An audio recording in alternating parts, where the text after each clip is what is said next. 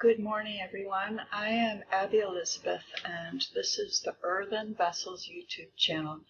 This channel is for Christian women, but anyone is welcome to listen. I have what will hopefully be a very brief video today, but a very necessary one. Today I was watching some YouTube videos that contain Southern gospel music, which is something I really enjoy. I love music, and I love glorifying God in music, as any of you who are familiar with this channel know. And I particularly enjoy the worship and praise that comes from certain Southern gospel performers. But I do have to make a comment about this because it does grieve my spirit when I see it. And that is when I witness people in the very popular churches these days giving praise to God, and the women are covered with face paint. And this is something that is not what Christians do. And it's a mark. When you see this, you can know that this is a gathering of people who are not in the faith. Does that mean we can't enjoy their music? Well, no, it doesn't mean that we can't enjoy their music, although we should be careful to look at the lyrics and to make sure there are not any false doctrines in those lyrics. But aside from that, I do want to talk about the issue of women wearing makeup. Now, I'm going to begin by reading something from the book of Enoch.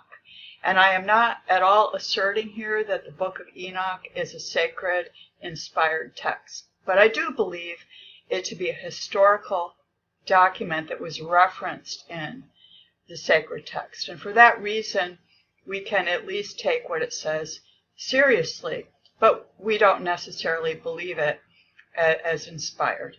Okay, so let's read in the book of Enoch, chapter 8, and this is verse 1. And Azazel. Now, Azazel is a fallen angel, one of the fallen angels who descended and left his first estate, as recounted in the books of Jude and Peter and also in Genesis. So the angels left their first estate and married human women in order to corrupt the seed and to prevent, in their view, what they were trying to do is prevent the Messiah from being born. It was the beginning of Satan's war against the seed of mankind. And we're seeing this playing out now when various scientists and so forth are tampering with the human seed in many ways.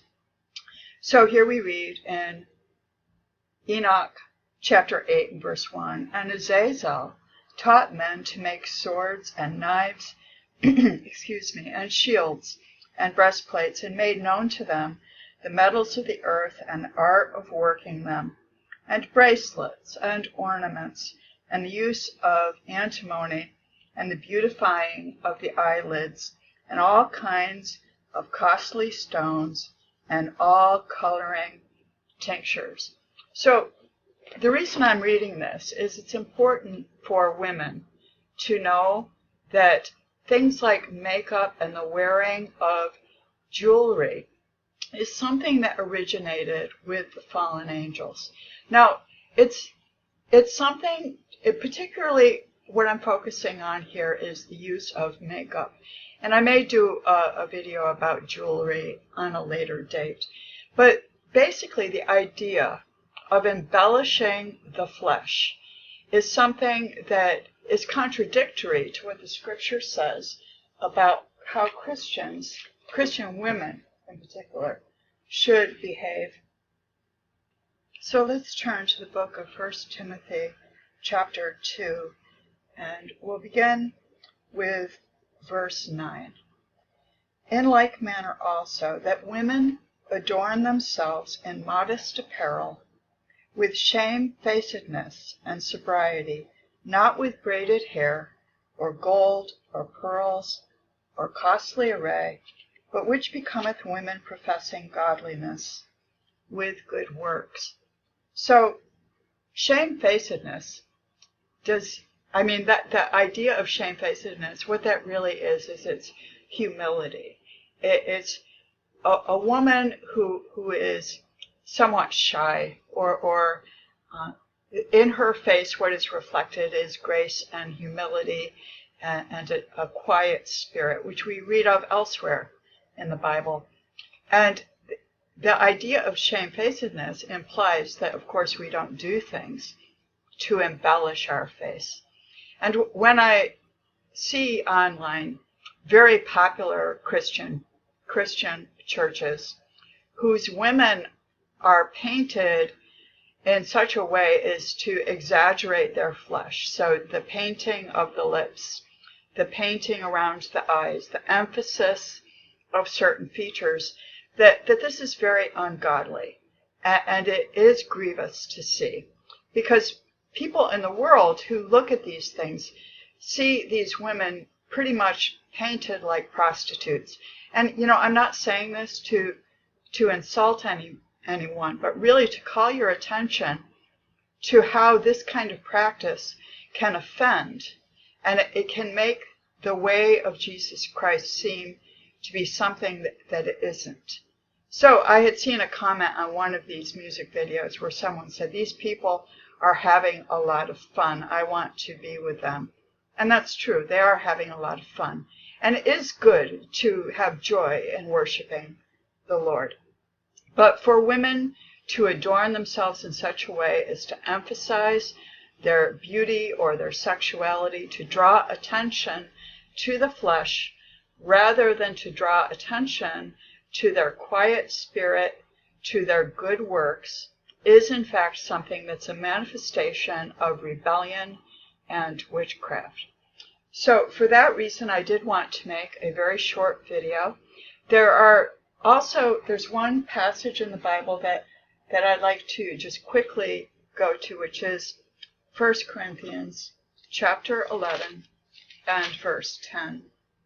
And this is, of course, talking about women covering their heads. And I would recommend to go back and read this entire chapter if you're a sister and you're not familiar with it.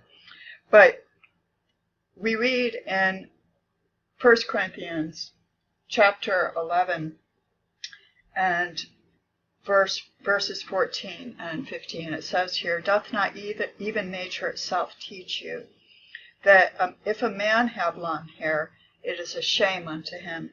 But if a woman have long hair, it is a glory to her, for her hair is given to her for a covering."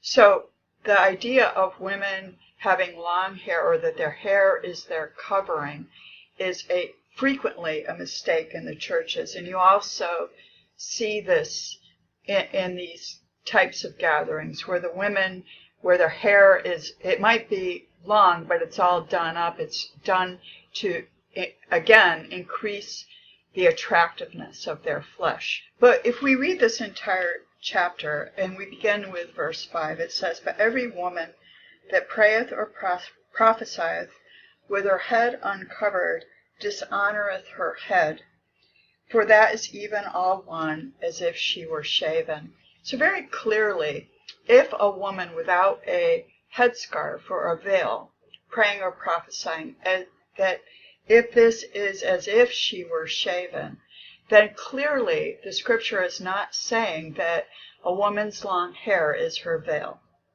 So then if we read in verse 10, it says, "Nevertheless, neither is the man," "for this cause ought the woman to have power on her head because of the angels." So why because of the angels? Well, this is a reference to what happened in Genesis 6, where the sons of God saw that the daughters of men were beautiful, and they took unto them wives.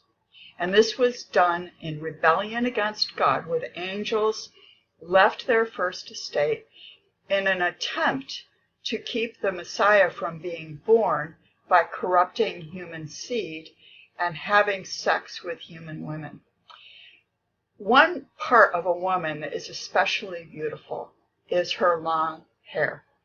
And the reason that Christian women cover their hair when praying or prophesying is so that they don't attract the attention of fallen angels and devils, but also so that they're not a distraction or a temptation to either God's holy angels or men in the congregation. It is to cover with grace and humility a woman's beauty, because a woman's beauty is for her husband and not to be flaunted in the congregation. So covering the hair is an act of modesty, and not wearing makeup is a demonstration in a Christian woman that she knows that her true beauty is the hidden man of the heart, and that it is truly lovely not only to the people around her, but to God, when she has shamefacedness, which is humility and a meek spirit, a quiet spirit, even a shy spirit. That this is something that is pleasing to God, and when women behave in this manner, just their presence alone is a demonstration of the attitude that Christians have towards Jesus Christ, which is to honor the head. Jesus Christ is the head of the church, and the church honors the head. When women behave in a way to cover their flesh and to behave modestly, to be quiet, to be simple, then this is something that is a testimony. Now, finally, I'd like to just make a brief mention that in these times there are many people who are under spiritual attack, women who are under spiritual attack. Part of this reason is because of the breakup of families. So many women are alone.